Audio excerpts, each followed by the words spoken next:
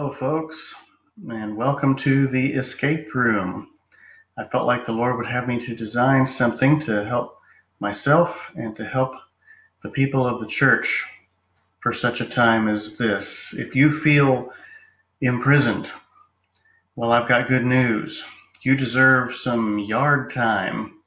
And so the plan is that most weekdays I will add some visual biblical videos here to the escape room that will help us to run away to Jesus. He's our refuge. He's our strength in crisis. And today we rise above it all as we consider the heavens. And so consider the heavens is our topic now. And that comes from the book of Psalms. As we consider the heavens together, Psalm 8:3 says, "When I consider thy heavens, the work of thy fingers, the moon and the stars which thou hast ordained, what is man that thou art mindful of him?" You know, here we are stuck at home, and we're kind of stuck in our own little world. And yet the Lord reminds us from his word how much bigger he is than all of this, and yet he's mindful of us. Now, some people look up at the vastness of space and wonder if there's a God. And if he is there, why should he care about us? Is there evidence in the heavens, or is it all just a big empty space? As one popular movie said, seemed like a waste of space if there's no one else out there. And yet the love of God is so evident, and the care of the God of the Bible. And so let's consider the creation and just have a little escape today. Consider with me that there are three heavens, and the first heaven is our atmosphere. And we will go from there all the way to the furthest reaches of the second heaven, which is the visible universe, and just see how mindful of us that he really is. So let's consider our atmosphere first of all, and this is not just science here. This is a worship experience, and we'll have a little music toward the end. So the earth. The mass of the earth is just great enough to keep this thin layer of gases above us. If we were bigger, if there was more mass, there'd be more gravity, and there'd be a heavier, more destructive atmosphere with deadly gases staying down here where we need to breathe. And if we were smaller, if there was mass, there'd be less gravity and couldn't hold on to our atmosphere, our oxygen and life-supporting gases. About 20% oxygen. Any less, humans aren't here. Any more, everything burns a lot faster, our bodies age quicker. Yeah, we don't need that. Then there's the ozone, thin, invisible, keeping us alive by absorbing nasty radiation from space. If there was less of it, we would roast. If there was any more, we wouldn't get enough of the sun's life-giving energy. Carbon dioxide acts like a blanket, keeps us warm. Less of it, we freeze. More of it, we fry. Lightning strikes about once a second somewhere on the planet. If it was more often, there'd be a whole lot more fires. If there was less often, we wouldn't have enough nitrogen, which gets fixed in our atmosphere into a form that's useful for life. It's just perfect here. Water vapor permeates through our atmosphere, delivering rain, keeping us warm. More water vapor, runaway greenhouse effect. Again, we burn up. Less of it, and life on land would suffer from little to no rainfall. Our slow rotation takes 24 hours, of course, for the Earth to revolve once, and or to rotate once. Keeps our winds just perfect. Even hurricane force is low compared to most places in our universe, and our temperatures are nice. If we rotated faster or slower, life might be possible, but it certainly would not be pleasant. No paradise. The Earth has a liquid center, gives us a magnetic field which protects us from the deadly solar winds. Some of the solar wind can sneak in at the poles and give us the aurora. Very beautiful if you've ever seen it in person.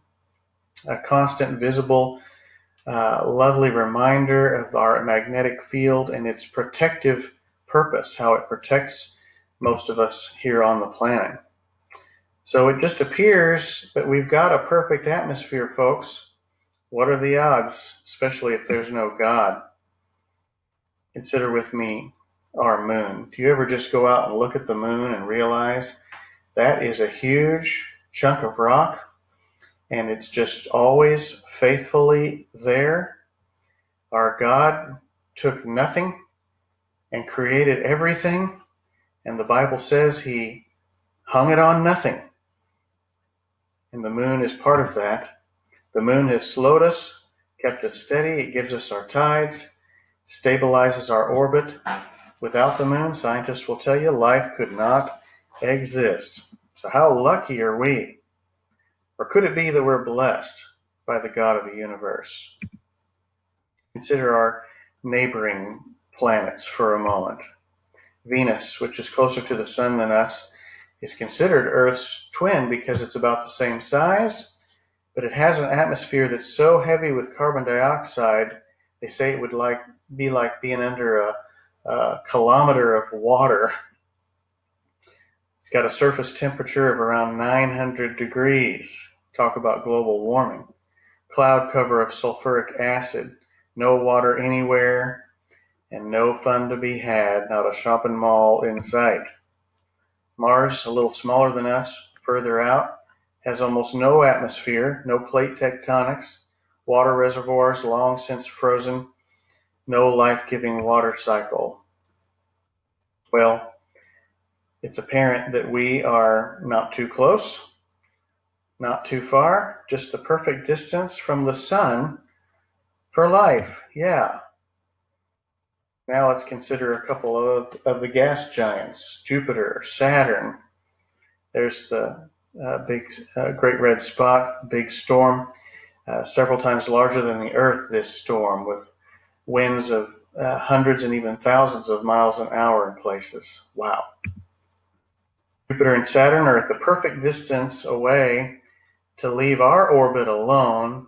Though they're so large, their mass, their gravity doesn't affect us, but it protects us from these nasty earthbound comets and asteroids that would have long since destroyed us. For example, back in '94, Jupiter captured an incoming comet, ate it up like it's done many, many times before, and there on these dark spots you can see where that comet in '94 struck.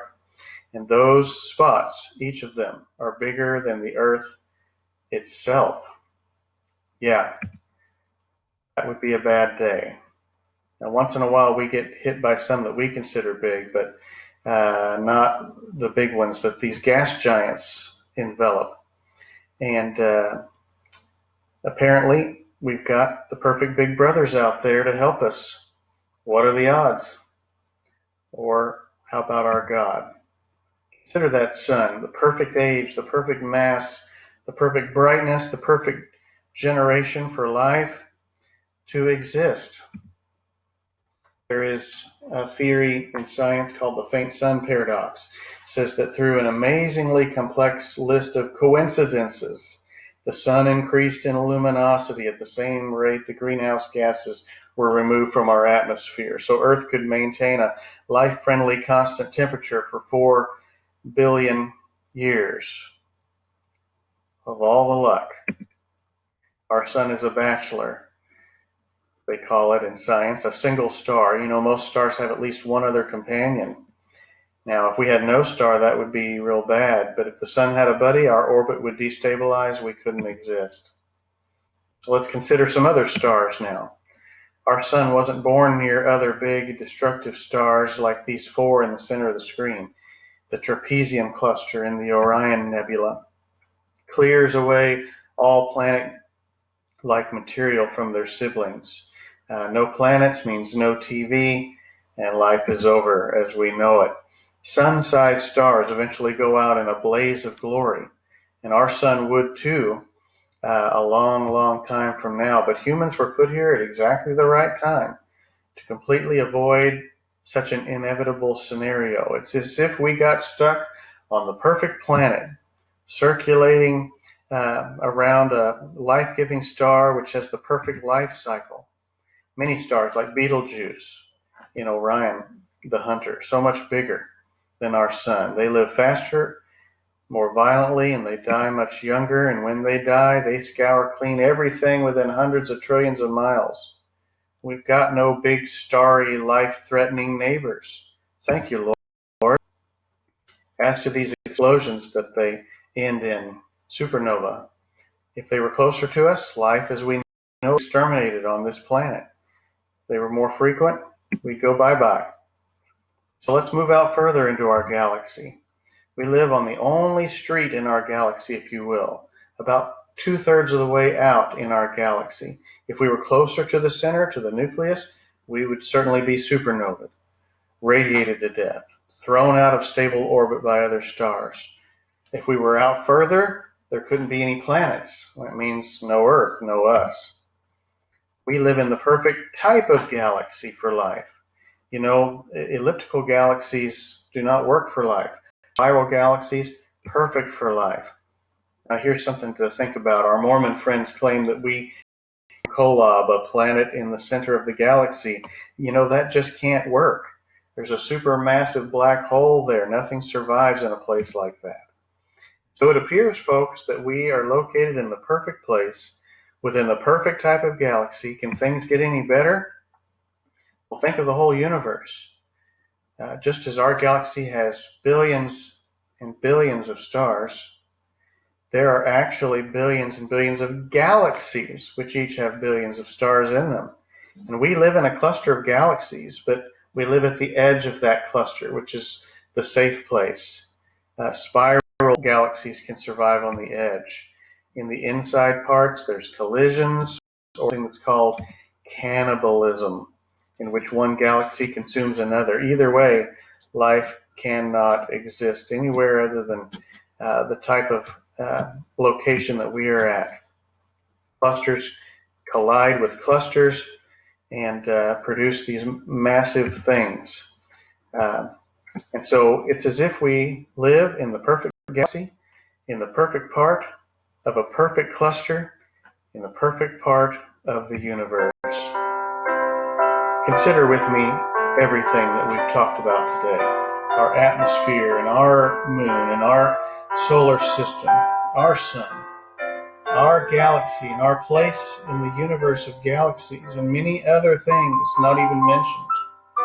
Consider it all, and it's no wonder that many scientists today, open-minded, open-hearted, honest scientists, are seeing for the first time that somebody must be behind it all. And because we can see design in our universe, we should be able to see the designer and be drawn into the third heaven, not just our atmosphere, the first heaven, not the stellar heaven of the universe, but the third heaven, where God is. If this whole universe is flooded with design, then maybe the Bible's correct, some are saying. If the Bible's correct, so are his promises to take care of us and fill us with abundant life. If he is so meticulously taking care of everything, how much more will he take care of you and me, even during a time of crisis, when he sacrificed himself for us? What is man that thou art mindful of him? We're so small, and yet he's right here in our hearts. What's better than him taking care of us now is that third heaven, eternal existence in the eternal state. Someday we'll be caught up to his dimension, his new creation, a place he's prepared for us to spend eternity with him. Thank you, Kimberly, for your part in this.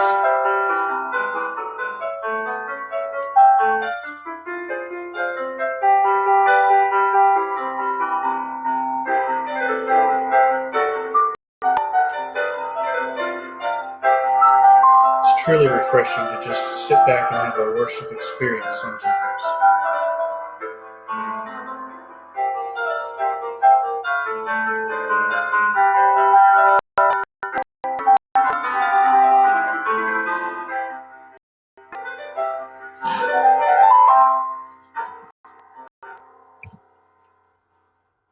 Well, that concludes this episode of The Escape Room. Tune in tomorrow or very soon for our next episode, and make sure and share this with others now.